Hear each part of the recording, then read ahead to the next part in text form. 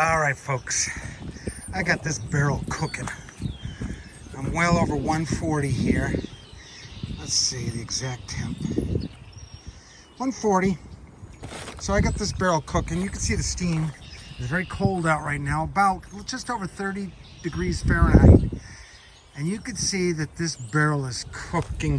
So if I got it really deep, I got it, leaves the orange. And then as I come up here,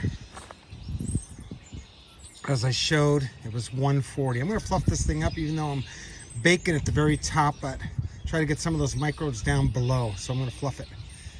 So let's see here. Nice. Look at all that temp going right back up to 140 Fahrenheit. You know how hot that is, folks? 120 is usually what people keep their water temp at, and we're past 130, hitting on 140. So I am baking all this organic goodness, and you see in these holes the mycelium starting to develop in there. I probably shouldn't turn it, but I'm going to anyway, just for the fun of it, all right? And I'll video that so you can see how much fun it is to turn it. Again, I don't think too many people go vertically with 55-gallon drums. Why? Because it's so hard to turn it. They go horizontal with them, but with a fluffing tool like this ice auger and some of the tools they make for it, I don't know how strong they are. They're very expensive, so one day I'll get one. But we're well past 140, so this will be many days at a time. At least the top part of it is baking. Any potential pathogens from all the stuff that I compost, which is everything and anything, will definitely be, I think they say 3 days at over 130 is enough to kill pathogens. Well, I'm gonna go many weeks at this temperature, no doubt, and I'm getting very excited about it because, again, contrary to some of the comments that I get in my TikTok there, where they're saying you're never going to grow fold using cardboard, as if cardboard is some kind of bad thing. I contend you can, after the red wigglers and the biodiversity follow these heavenly creatures do their magic to it. So I'm going to fluff this right now.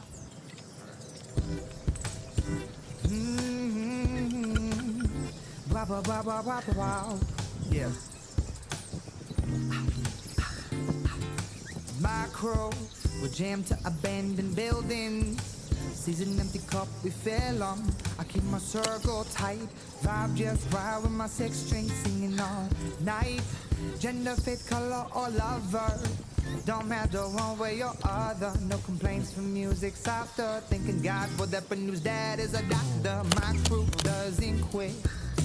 My crew is so chivalrous. I am a gentleman, you're a lady. That don't mean nothing, I won't be crazy.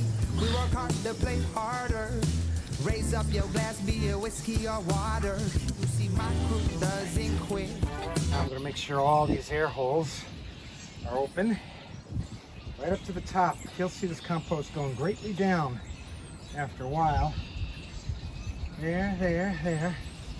And now I'm going to poke some holes so the air goes all the way down to the bottom. Then we'll get the temperature and see what it's at.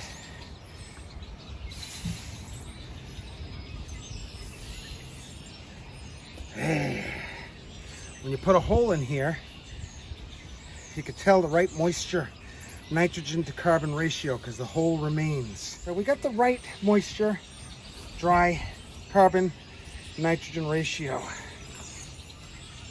I feel. And the proof of that is the very high heat that we're getting from this. The heat is showing that this pile is not anaerobic and is active. All right, let's check the bottom to see if there's a drain. If there's any liquid, I go like this, boop, boop, boop, boop, and like that. Take this thing out. It's just a let aeration at the bottom. Oh, I was off. I do have some liquid coming out of there. Now normally I'd save that, but it's too cold right now, and it's all good nutrients. I wouldn't call it composting tea, heaven forbid, but it's like a slurry, liquid slurry. Probably not very good for your plants, but let me tell you something, you could heat a pile of carbon with it, with that liquid. This solid compost is saved as well. All is sacred, nothing wasted. and that is poured onto pure minced leaf, pure minced hay, some pure minced sawdust, something. Have your nitrogen in liquid form. So much easier to maintain very high heats for long periods of time. I'm looking at my pile right now and I'm getting so excited. I started it 2 days ago. I poured liquid slurry on it and it's already right up there, like clockwork, guaranteed up to 160. It's a no-brainer, folks.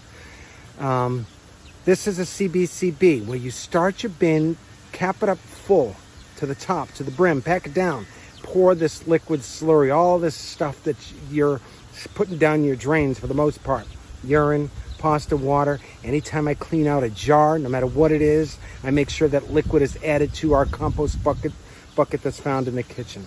So I'll put the playlist below. This is how I build my soil base for the following year. And last year's fall cleanup, I'm using as a soil base this year. It's just the base. The worm castings is my soil amendment.